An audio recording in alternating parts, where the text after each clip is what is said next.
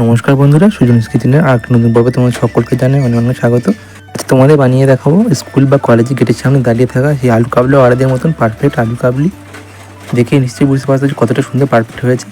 আর এভাবে আলু কাবলি বানালে দোকান থেকে আর কিনে খেতে ইচ্ছে হবে না, বারবার বাড়িতেই বানিয়ে খাবে, দারুণ টেস্টি হয় খেতে। তাহলে চলুন দেখে নেওয়া যাক রেসিপিটি। তো আলু কাবলি বানানোর জন্য এখানে নিয়েছি শসা, টমেটো, লেবু, পেঁয়াজ, কাঁচা লঙ্কা, ধনেপাতা, এগুলো সব কেটে নেব। তো প্রথমেই শসাটা কেটে নেব। তো শসাটা গোটা লাগবে না, এই অর্ধেকটা হলেই হয়ে যাবে। তো প্রথমে শসার মুখটা কেটে নিচ্ছি, এরপর ছালটা ছাড়িয়ে নেব।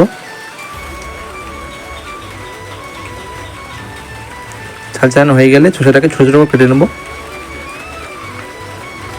তো দেখো একদম ছোটো ছোটো কেটে নেব, খুব বেশি বড় করে কাটা যাবে না।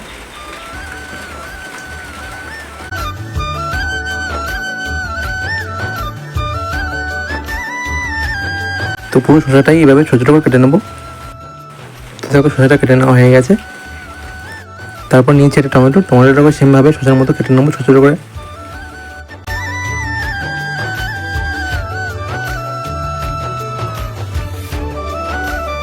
তো দেখো টমেটোটাও কাটা হয়ে গেছে।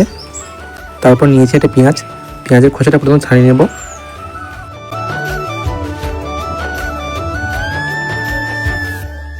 এরপর পেঁয়াজটাকেও ছোটো ছোটো করে কেটে নেব।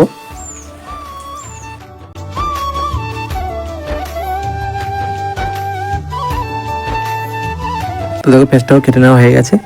তারপর নিয়েছি দুটো কাঁচা লঙ্কাটাকে ছোটো ছোটো করে কেটে নেব। তো দেখো কাঁচা লঙ্কাটাও ছোটো ছোটো করে কুচিয়ে নিয়েছি। এরপর নিয়েছি ধনেপাতাটাও একদম মিহি করে কুচিয়ে নেব।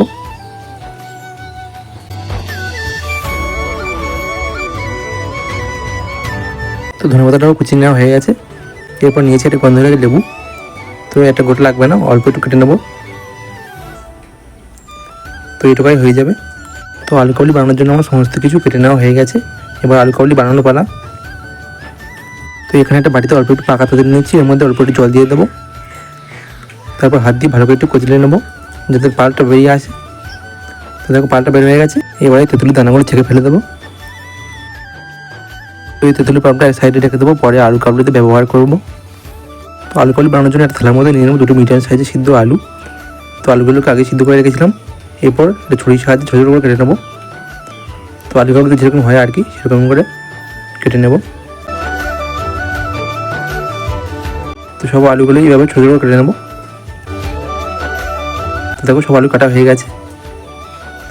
তো এর মধ্যে দিয়ে দিচ্ছি প্রথমেই শসা কুচি, তারপর দিয়ে দেবো পেঁয়াজ কুচি, এরপর দিয়ে দেবো কাঁচা লঙ্কা কুচি,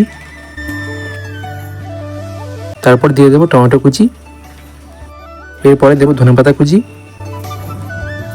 তারপর দিয়ে দেবো গন্ধরাজ লেবুর রস, এরপর দিয়ে দেবো কাঁচা ছোলা, তারপরে দেবো সিদ্ধ ছোলা, এরপরে দিচ্ছি সিদ্ধ মটর, দিচ্ছি হাফ চা চামচ লবণ, অল্প একটু লঙ্কা গুঁড়ো, এরপরে দেবো এক চা চামচ ভাজা মশলা। এই ভাজা মশলা ভিডিও আমার চ্যানেলে দেওয়া আছে, তোমরা গিয়ে প্লেস একবার চেক করে নিও। তাও বলে দিচ্ছি এর মধ্যে আছে ধনে, জিরে, মৌরি, গোটা গরম মশলা, শুকনো লঙ্কা একসঙ্গে ভেজে গুঁড়ো করে নিয়েছি। তারপর দেবো তেঁতুলের পাল্পটা। এরপর হাত দিয়ে সব কিছু ভালোভাবে মিশিয়ে নেব।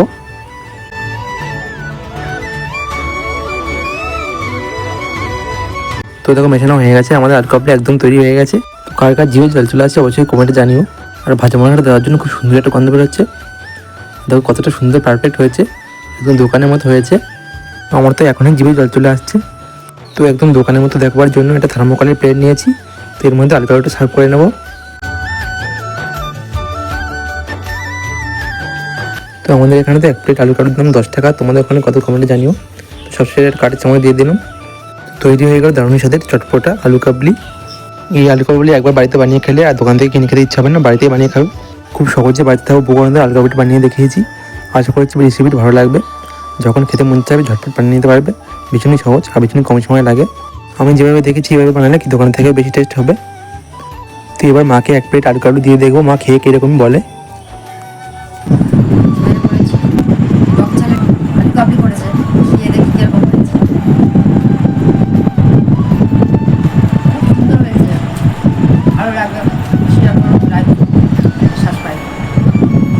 তো মা খেয়ে তো বললো খুব ভালো হয়েছে। তো তোমরা বাড়িতে বানিয়ে খেও আর কমেন্টে জানিও আমাকে কেমন হয়েছে। তো আজকে রেসিপিটা ভালো লাগলে প্লিজ চ্যানেল সাবস্ক্রাইব করে পাশে থেকো। তো আজকে আমাদের ভিডিওটা এখানে শেষ করছি। আমার দেখা হবে নতুন কোনো রেসিপির সাথে। সবাই খুব ভালো থেকো, সুস্থ থেকো এবং এতক্ষণ আমার সাথে থাকার জন্য সকলকে জানাই অসংখ্য অসংখ্য ধন্যবাদ।